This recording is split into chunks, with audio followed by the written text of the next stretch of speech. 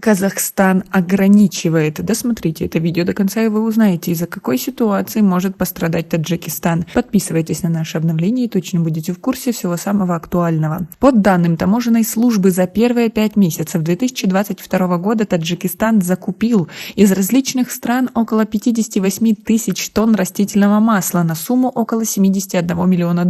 Из Казахстана Таджикистан ежегодно импортирует 12,5% объема экспорта казахстанского масла на сумму почти в $13 миллионов. Министерство сельского хозяйства Казахстана ввело ограничения на вывоз из страны подсолнечного масла. Ограничения действуют с 18 июня 2022 года по 31 августа 2022 года, передает Казинформ. Со ссылкой на пресс-службу Комитета госдоходов Министерства финансов Республики Казахстан. Количественные ограничения на вывоз подсолнечного масла введены в целях стабилизации цен и исключения возникновения дефицита на рынке в связи с повышенным спросом на внешних рынках, отметили в комитете. В соответствии с приказом, вывоз подсолнечного масла с территории Казахстана будет осуществляться только при наличии фитосанитарного сертификата, выдаваемого территориальными подразделениями Комитета государственной инспекции в агропромышленном комплексе Казахстана. Ранее введенные ограничения на вывоз подсолнечного масла действовали с 15 декабря 2021 года по 1 июня 2022 года. Основными направлениями экспорта подсолнечного, софлорового и хлопкового масел и их фракций в 2021 году стали Узбекистан с долей 41%, Китай с 35%, Таджикистан с долей 12,5%, Кыргызстан с долей 5% и Афганистан с долей практически 5%.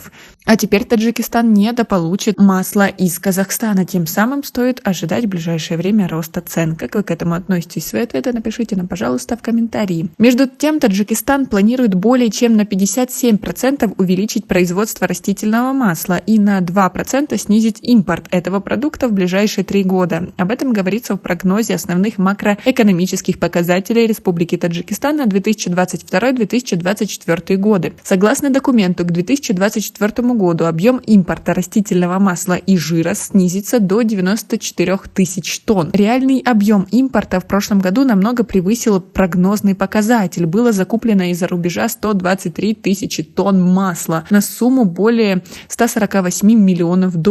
По прогнозам должны были закупить 100 тысяч тонн. По данным таможенной службы, за первые 5 месяцев 2022 года Таджикистан закупил около 58 тысяч тонн растительного масла на сумму около $71 миллиона.